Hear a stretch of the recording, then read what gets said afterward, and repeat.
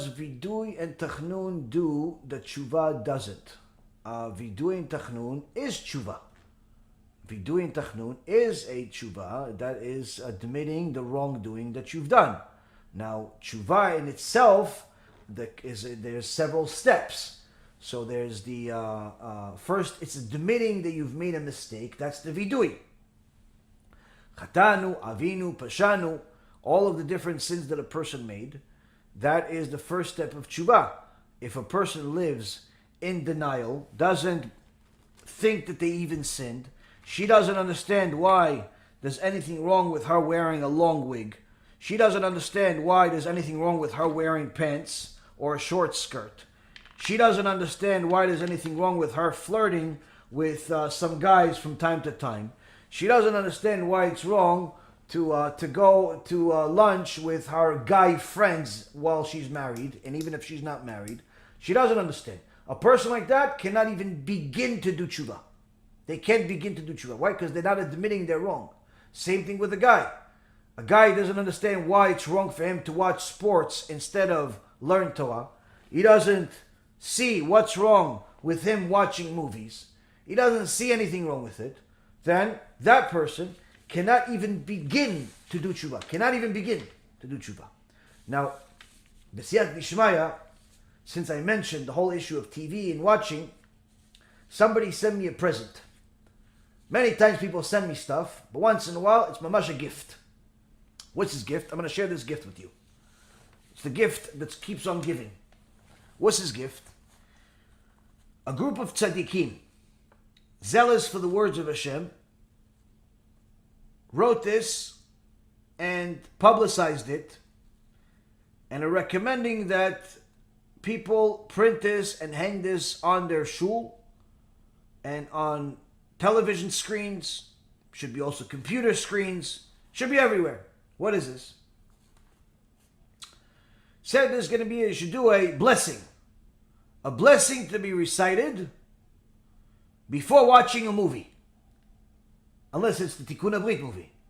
Because the Tikkun HaBRIT movie, we already have a blessing in the movie.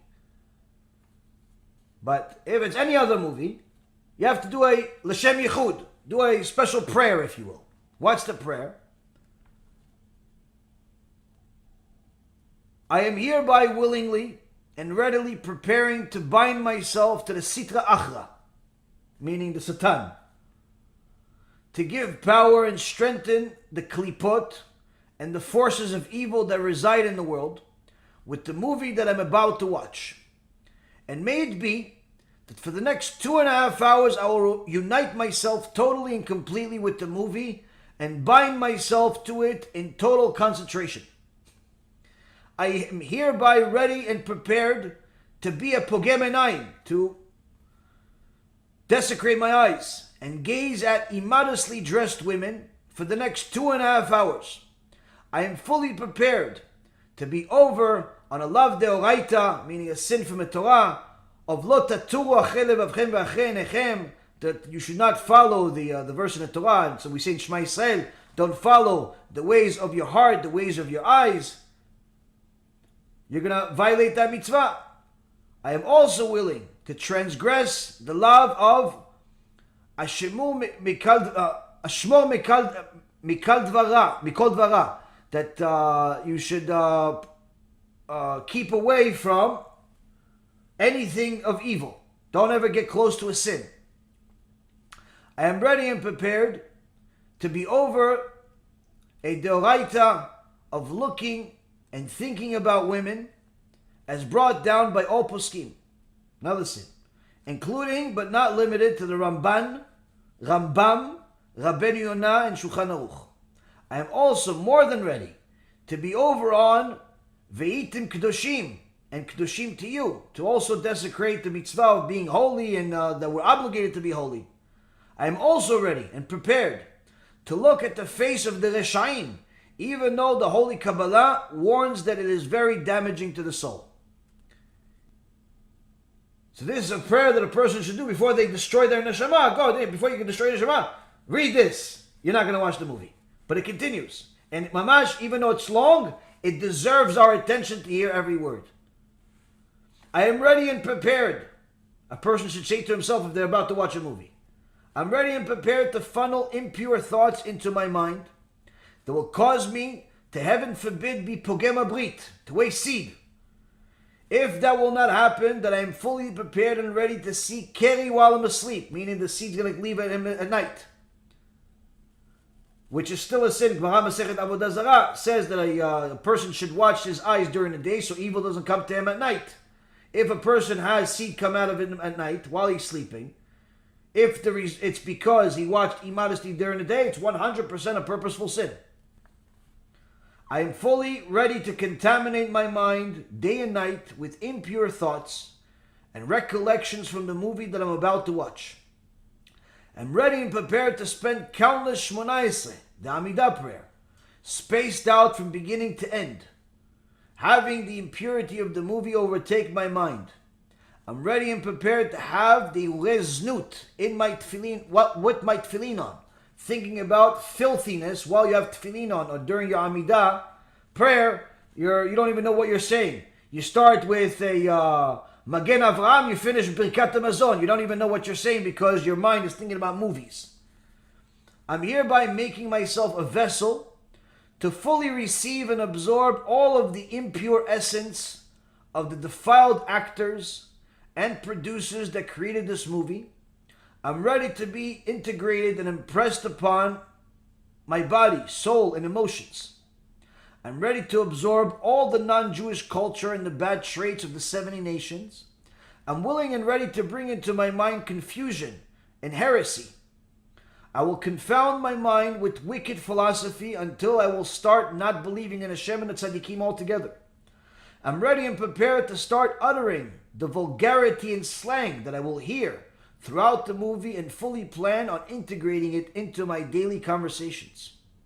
I'm prepared and ready to adore and idolize the wicked Reshaim in the movie who wish to destroy Am Yisrael and whose ancestors committed gross murderous acts against our nation.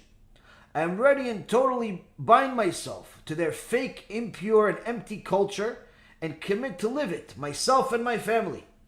I'm fully ready and prepared to cause great damage and destruction in the spiritual worlds. I am ready to cause great flaws in many of the various holy names. I'm fully ready to create great havoc in the worlds of Atzilut, Bria, Yetzirah, Asiyah. I'm ready to damage and mutilate all parts of my soul composed of Nefesh, Ruach, Neshama, and I'm ready to delay the arrival of Mashiach and to bring much suffering and poverty to the world. I'm ready to waste the next hours funneling impurity into my soul instead of spending the time studying Torah and doing Avodat Hashem.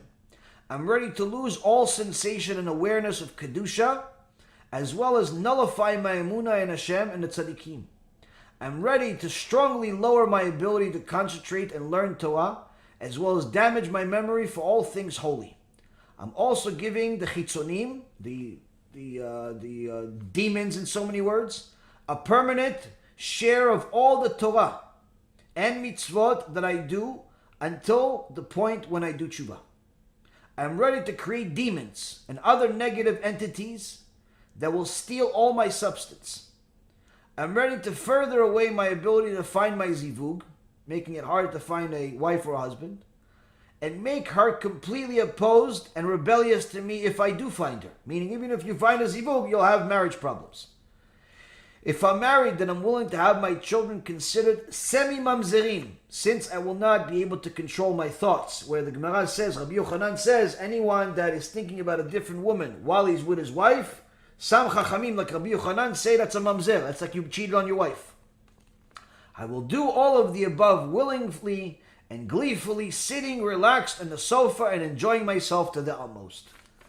Now this, for anyone who doesn't understand, it's obviously mocking the whole issue of watching TV, watching movies, Netflix, all this garbage. But many times you will see people that call themselves religious do just that without thinking twice about it. Even some of these people that have a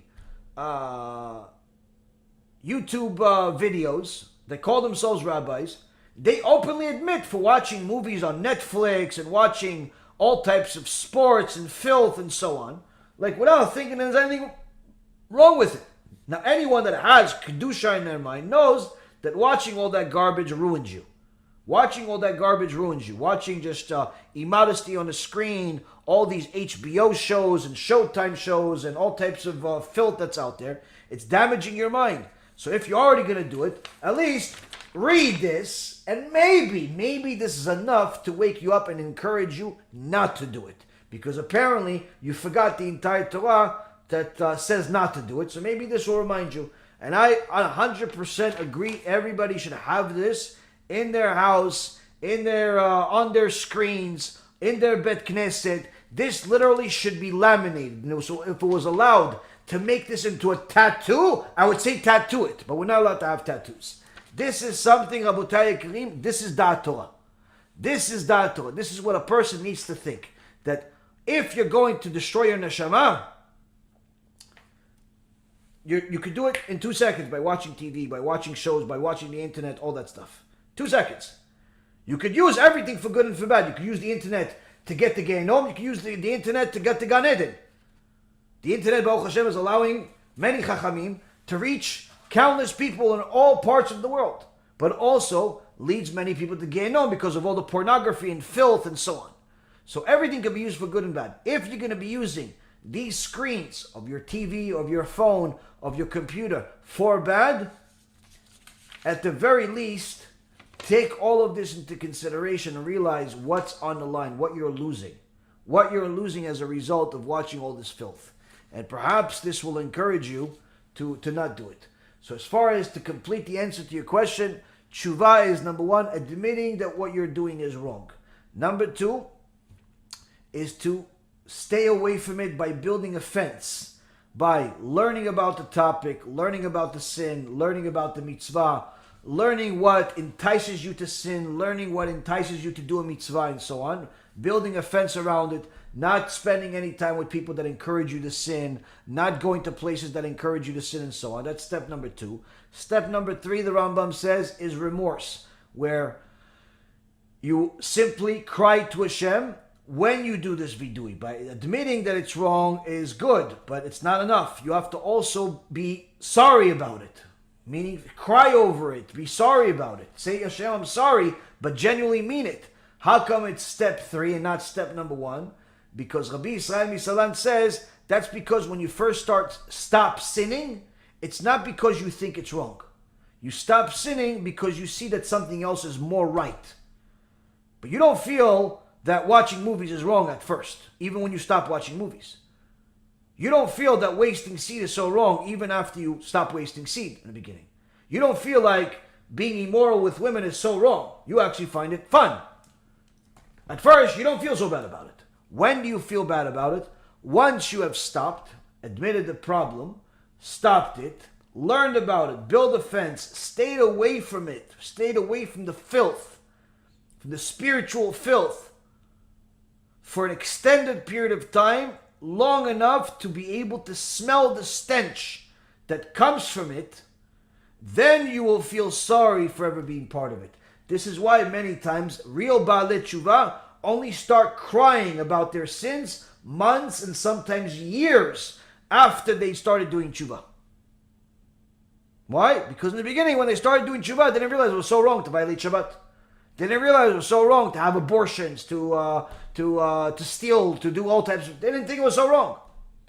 Without Torah, in reality, there's really nothing holding you back from murdering and stealing and doing everything wrong in society. There's really absolutely no real reason to not be a monster, if not for the Torah. And you're going to say, oh, but the law. Yeah, but what if you can get away with it? What if you can get away with it with murder and rape and so on, like many politicians and superstars and Hollywood stars do on a regular basis? They murder and rape and pedophilia and so on for a long, long time until they know enough where they expose them. But really, they go with crimes unanswered for many years, decades. Wicked people, disgusting, filthy people, like Michael Jackson, Yimach Shemo v'zichro, and the Kevin Casey, whatever his name is, all these filthy people in Hollywood that are pedophiles, that they do it for decades. Decades. They don't feel wrong about it for a second. They don't feel wrong about it for a second. Many times, even after they're exposed, they don't feel wrong about it. Why? They don't have Torah. Without the Torah, there's really no reason to not be a monster.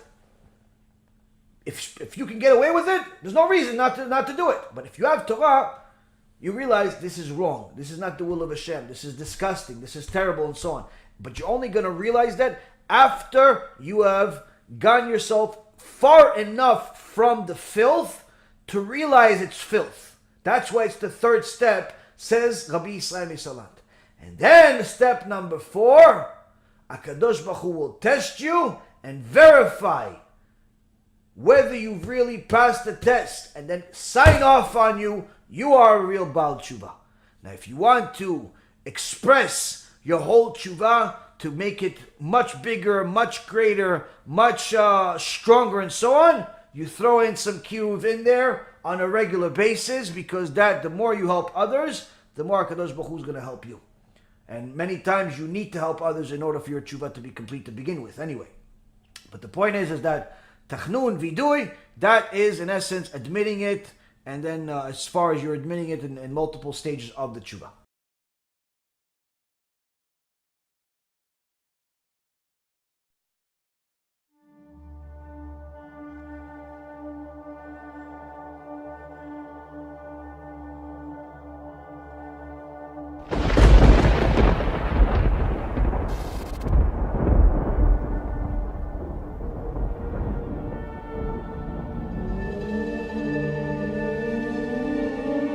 You know when you have a dream and you see a pretty woman?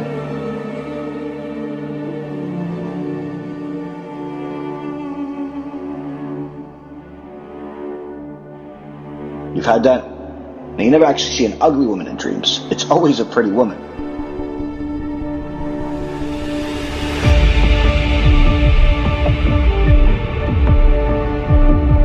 And by the way, it's always the same woman for all of us.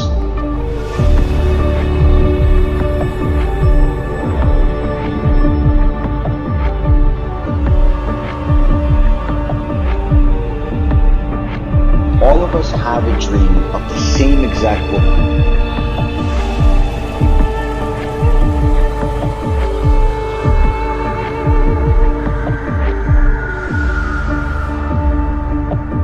And she's more dangerous than the Satan himself.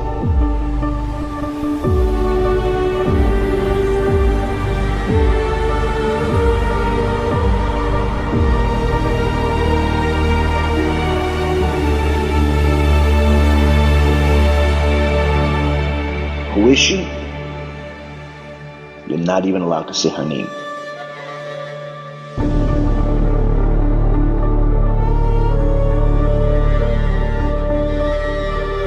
What are you gonna call her for?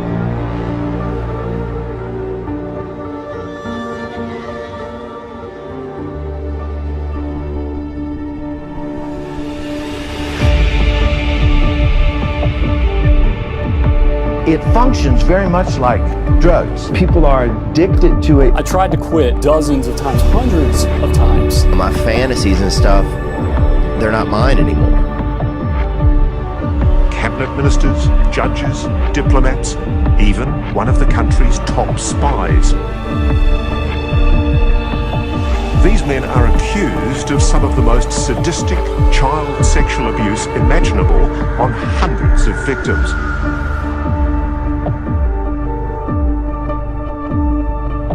It shouldn't take over your whole life.